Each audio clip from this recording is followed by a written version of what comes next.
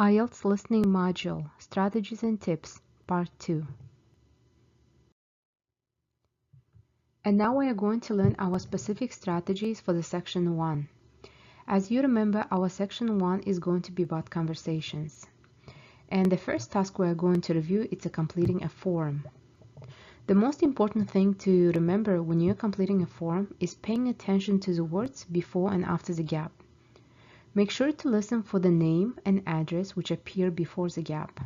So for example, here we have an example below with a name and address. As you see, we have a name, Juan, gap, and John's.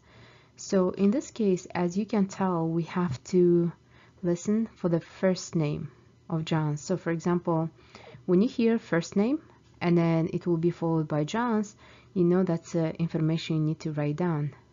The next example we have address 154, 2, and gap. So whenever you hear 154, the following information you're going to write down in your gap. And remember that the order of the gaps in the form will follow the conversation. And now we're going to review how to complete a table in the Section 1. Remember, before you listen, you need to circle the keywords around the gaps. And then you need to listen to the conversation and complete the form below. In the IELTS exam, you'll be asked to write no more than 3 words and or a number for each answer. So this is your task, to read carefully and identify how many words you are allowed to write down.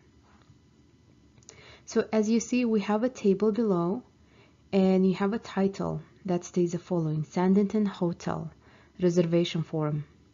You are given 5 numbers which are followed by the gaps that you have to fill out. For example, as you see, before number 1, you have 2 words, guest name. And then you have a gap and Wiggins. Wiggins, it's a last name. And when you are listening to your recording, you have to write down and identify what kind of first name goes before this last name. The second one is already done for you. For example, you have arrival date, then June 23rd. And the next one, it's number 2, you have to fill out is length of stay. So length of stay represents number. So you have to listen carefully for how many days a person who is trying to reserve a room is trying to stay there. Maybe it's 3 days, maybe it can be 5 days, 10 days. So you have to listen and identify this number. Then we have room type. So room type, it's like logically you can ask yourself, what kind of room types do hotels have? So think about that and be prepared to listen for this type of information.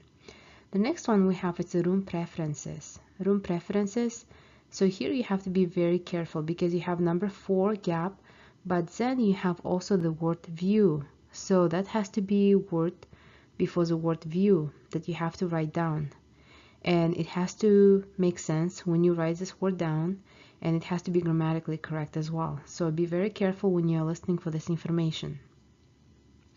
And the last point we have, it's number 5, which is going to be credit card number.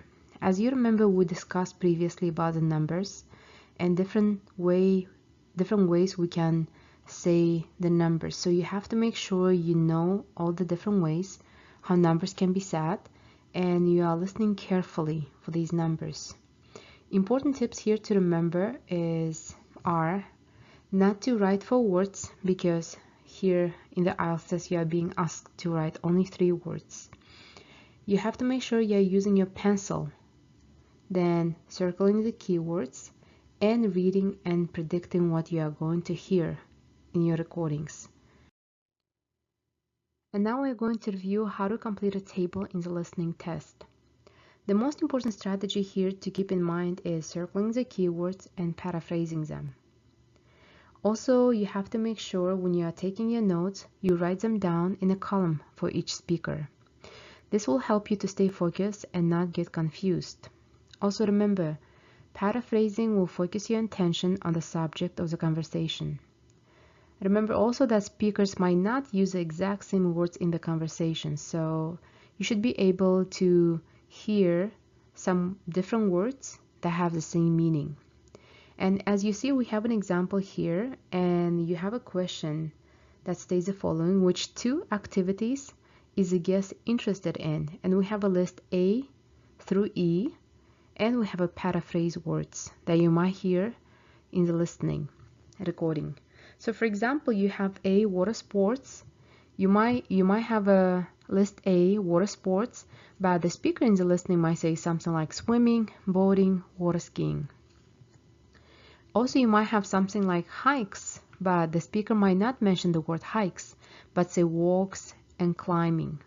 So you have to make sure you know how to hear these words with different words. And when you are given 30 seconds to prepare before listening, that's the thing you have to do. You have to try to paraphrase the answer choices you have and be ready to hear these ideas with different words.